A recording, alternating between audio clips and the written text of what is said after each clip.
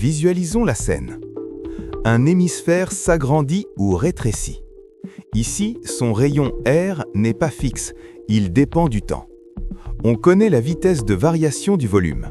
dV sur dt égale 6.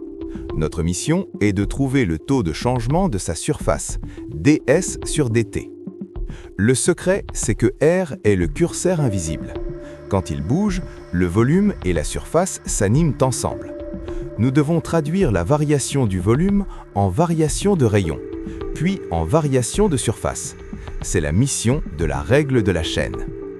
Puisque la surface dépend du rayon et le rayon du temps, alors ds sur dt est le produit de ds sur dr et dr sur dt.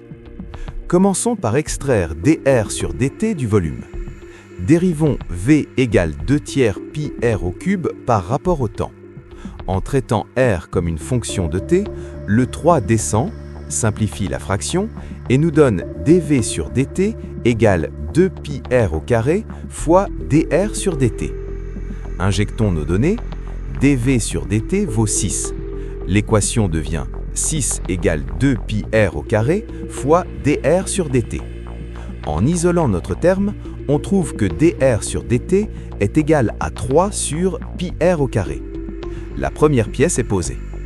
Passons à la surface totale de l'hémisphère, base incluse. S égale 3 pi r au carré.